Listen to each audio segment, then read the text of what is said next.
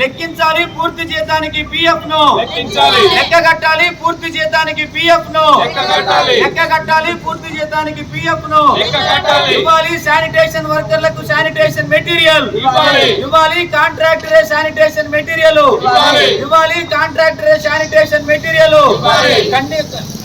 అరికట్టాలి పిఎఫ్ లో జరుగుతున్న మోసాన్ని అరికట్టాలి పిఎఫ్ లో జరుగుతున్న మోసాన్ని జిందాబాద్ జిందాబాద్ జిందాబాద్ జిందాబాద్ అరికట్టాలి పిఎఫ్ లో జరుగుతున్న మోసాన్ని పూర్తి జీతానికి పిఎఫ్ ను పూర్తి జీతానికి పిఎఫ్ పూర్తి జీతానికి పిఎఫ్ ను పూర్తి జీతానికి పిఎఫ్ ను చెప్పాలి కాంట్రాక్టర్ వర్కర్లకు పిఎఫ్ లెక్కలను పిఎఫ్ లెక్కలను వర్కర్లకు పిఎఫ్ లెక్కల వర్కర్లకు ఇవ్వాలి పూర్తి జీతానికి పిఎఫ్ ఇవ్వాలి పూర్తి జీతానికి పిఎఫ్ అరికట్టాలి పిఎఫ్ లో జరుగుతున్న మోసాన్ని. ఏమైందమ్మా గట్టిగా 600 రూపాయల్లో 1800 రూపాయలు పిఎఫ్ కి మరో 1800 రూపాయలు ఈఎస్ఐకి మన వాటా కట్ అవుతుంది. అంటే 3600 రూపాయలు మనకి మన జీతం నుంచి కట్ అవుతుంది.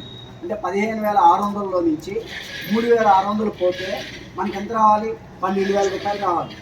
ఈ 12000 రూపాయల్లో 1000 రూపాయలు మన టెండర్ తీసుకున్నటువంటి కాంట్రాక్ట్ తన కమిషన్ కింద వర్కర్ల నుంచి 1000 రూపాయలు మిగిల్చుకుంటున్నారు. ఆ 1000 రూపాయలు మిగిల్చుకునేవి కూడా పోతే మనకి ఇచ్చేది 11000 రూపాయలు. ఇది అసలు లెక్క. ఇవాళ మన కార్మికులకి ఇస్తున్నటువంటి 11000 రూపాయల్లో ఉన్నటువంటి వాస్తవమైనటువంటి విషయాన్ని ఫస్ట్ మనం అందరం అర్థం చేసుకోవాలి. దాంట్లో మనకి పిఎఫ్ ఈఎస్ఐ కటింగ్ 1800 చొప్పున మనకి ఆ అసలు 15600 రూపాయల జీతంలో నుంచే పిఎఫ్ కట్ అవుతుంది. ఇది మనకు అర్థం కావట్లేదు. ఈ అసలు జీతంలోంచి కట్ అయ్యే పిఎఫ్ పోను మనకి ఇవ్వాల్సింది 12000. దాంట్లో 1000 రూపాయలు కాంట్రాక్ట్ కమిషన్ తీసుకుంటున్నాడు, 11000 మనకు వస్తున్నారు.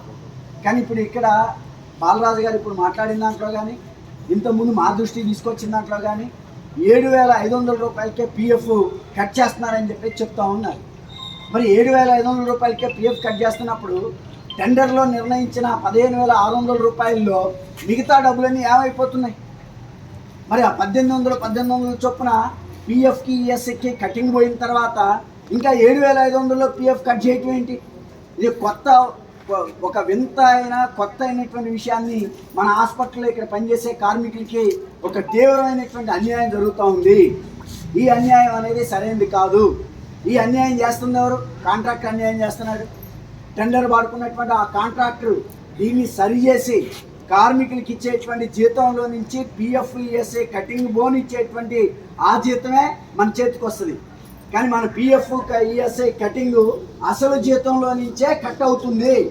ఆ అసలు జీతంలోంచి కట్ అయ్యే వాస్తవాన్ని దాచిపెట్టి 7500 రూపాయలకి మాత్రమే మీకు పిఎఫ్ కట్ మాట్లాడరు. వీళ్ళకి ఏమి అర్థం కాదు, మనం ఏం చెప్తే అది చెప్పినట్టుగా ఇనుకుంటారని చెప్పేసేటువంటి ఒక నిర్లక్ష్యమైనటువంటి వైఖరితో ఇవాళ కాంట్రాక్టర్ వ్యవహరిస్తూ ఉన్నాడు. ఇట్లాంటి కాంట్రాక్టర్ని బ్లాక్ లిస్ట్లో పెట్టాలి. ఇట్లాంటి కాంట్రాక్టర్కి మళ్ళీ తిరిగి టెండర్ ఇవ్వడానికి వీలు లేదనేటువంటి డిమాండ్ ఈ రోజున మన సిఐటి పెడతా ఉంది.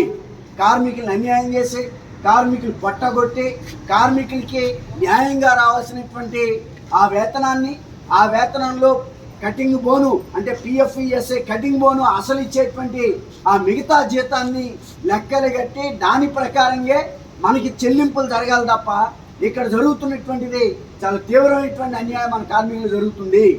ఇది వాస్తవం. మీరు రాష్ట్రంలో ఏ గవర్నమెంట్ హాస్పిటల్లో పనిచేసే ఏ శానిటేషన్ వర్కర్నైనా సరే, మీరు ఏ హాస్పిటల్ అయినా సరే ఎంక్వైరీ చేయండి. మన యూనియన్ రాష్ట్రంలో ఉన్న అన్ని హాస్పిటల్లో ఉంది.